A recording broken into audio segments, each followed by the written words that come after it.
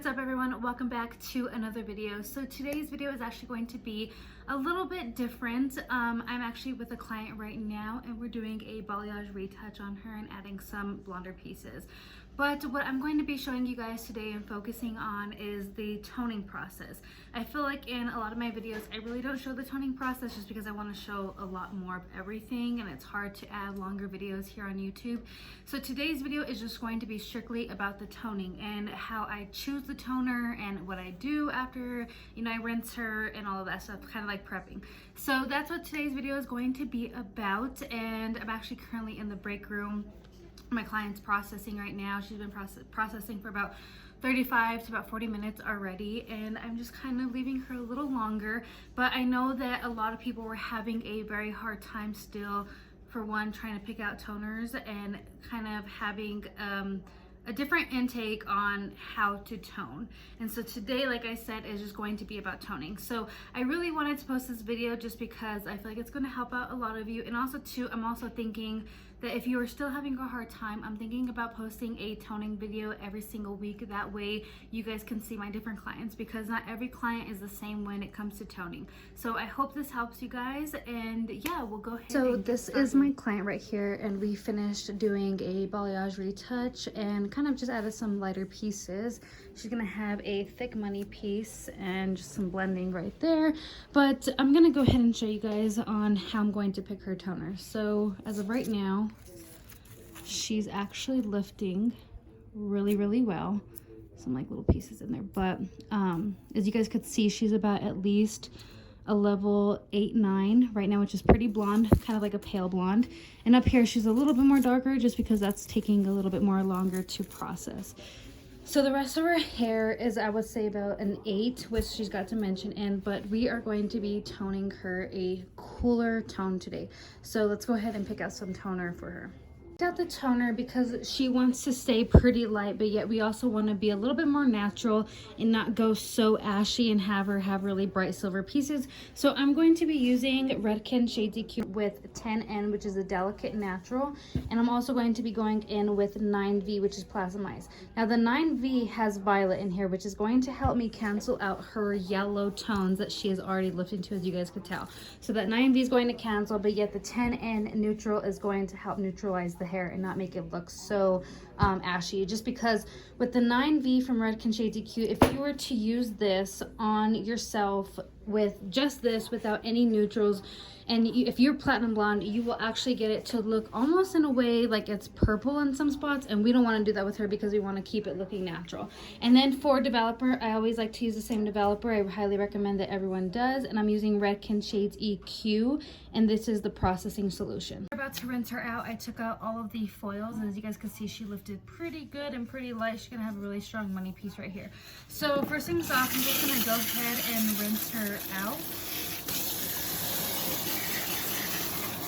And whenever I rinse out bleach, I always like to use like lukewarm water.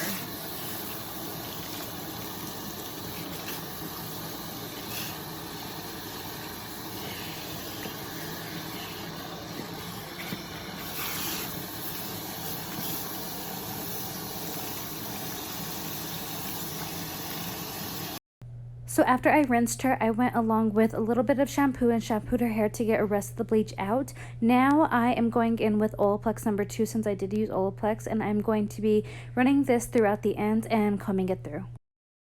Olaplex number 2 is going to help seal those bonds and the hair cuticle back together, especially after a lightening service. Olaplex you should always do before the toner, after you shampoo the rest of the bleach out of the hair.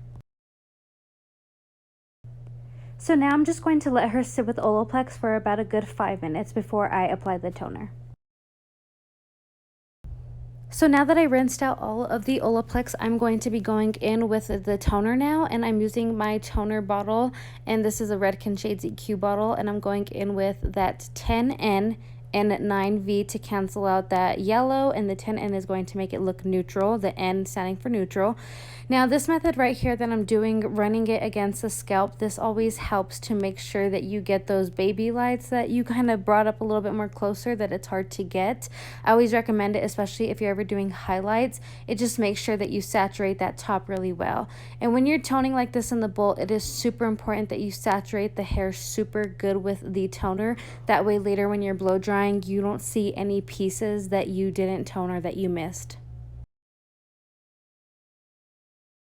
Like I said, it's super important that you saturate that toner all throughout the hair. So here I am, I'm just gonna get a couple of sections and I'm really gonna work that toner into the hair. That way it gets fully saturated and it also gets a better lift. Also, if you ever struggle with toning the bottom of the hair, I always recommend that you just pick up her head and really make sure that you get it underneath. I feel like a lot of the times people always miss that nape spot in the back of the head, and it also, you could just see sometimes that the toner just looks kind of funny, so always make sure that you get that spot.